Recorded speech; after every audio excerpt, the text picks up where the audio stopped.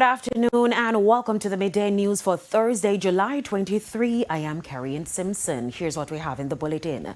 Education Transformation Oversight Committee ETOC says there's still a focus on rebuilding learning instructions. Opposition calls on government to expand Bellevue Hospital. And later in sports, Commonwealth Games kicks off today with opening ceremony. Thank you for joining us. Now the details. No future without a properly functioning education system. That declaration from the Education Transformation Oversight Committee ETOC during a quarterly press conference Thursday morning. The committee has a keen focus on the work underway to recover schools affected by Hurricane Melissa. Romardo Lyons reports. 9 months after Hurricane Melissa, the education of many students in Western Jamaica is still in limbo. The physical structure of several schools still bears evidence of struggle as several classrooms remain unfit. Dr. Adrian Stokes, chairman of the Education Transformation Oversight Committee, ETOC, says there's still a focus on rebuilding learning institutions. The ministry prioritized schools that were severely damaged. They call these priority one schools, schools like Mannings High, for example. So there are a number of these schools that were significantly damaged, and a lot of attention is being given to these schools to recover them. And the hope is that we will see many of these schools coming back online for September. 214 schools are under active construction. 78 are over 80% complete. Now, with just 2 months to the start of the new academic year, Dr. Stokes says the work will continue for some time. There are many schools that are involved. A lot of work to be done. Clearly, there are constraints as it relates to the capacity of contractors. A lot of rebuild work will go on in the country as we recover from Melissa. So resources will have to be shared. He further reasoned that a top priority is ensuring that going forward, schools are more resilient. The important thing is to ensure that the schools are rebuilt sustainably.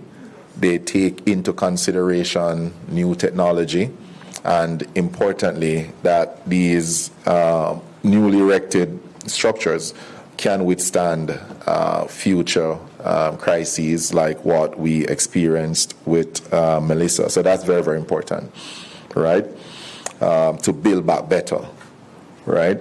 So we look forward to the work being done there. Romardo Lyons, TVJ News. The People's National Party is again accusing the government of not engaging key stakeholders in the post-Melissa recovery process. Speaking at a town hall meeting in Black River, St. Elizabeth last evening, minority leader in the St. Elizabeth Municipal Corporation, Councillor Donovan Pagan, deemed it unacceptable. From the hurricane has happened, we have not been invited, the local authority, to any of the consultation meetings.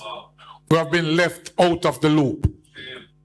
And Mr. Golden, we have a proper planning unit at council who cannot be left out. We know the nooks and crannies of Black River.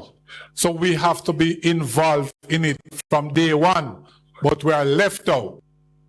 Addressing plans to transform Black River, he argues that this cannot be done without input from small businesses, as they are the backbone of the historic town. In rebuilding, we need the advice of the small man. You cannot rebuild without the small man. The small people, you not agree with me? The small people know the thing. It's not everything the bright man with the education or the big engineers, them know everything. Listen to the people. Because sometimes flood happen here, the engineers don't listen. And when down the road, the thing mash up again. So it is good to listen to the small people. To other news, the Center for the Investigation of Sexual Offences and Child Abuse, SOCA, has charged a St. Ann man in connection with the alleged sexual abuse of his 13-year-old daughter. The 32-year-old man, a rafter of Ocheria's address, was charged on Wednesday with grievous sexual assault following a question and answer session during which police say he admitted to the offense. Investigators report that the child moved from another parish to live with her father in St. Ann in February after her mother became ill. Police allege that the abuse occurred on several occasions. They say one incident was recorded on video, which later came to the attention of law enforcement, prompting an investigation. Now, he was subsequently arrested and charged. His court date is being finalized. Prime Minister Dr. Andrew Holness says Jamaica is reaping real economic benefits from falling crime rates, with global investors and event planners taking notice. He was speaking at the contract signing for Segment 2 of the Harbour Walk project yesterday. Here's Sandy Williams. Jamaica's improving security landscape is now translating into global confidence. Prime Minister Dr. Andrew Holness said the country is increasingly being viewed as a safe and reliable destination, especially for international meetings, conferences, and large-scale events. According to Dr. Holness, a major factor behind that shift is the sharp decline in murders. Our murder rate was 50 per 100,000. Today, our murder rate, based upon 2025 figures, would be 25 per 100,000.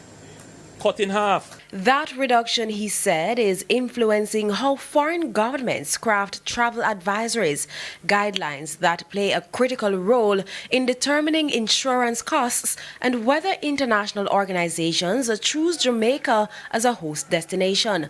Dr. Holness emphasized that lower crime is not just about public safety. It has wide-reaching economic dividends.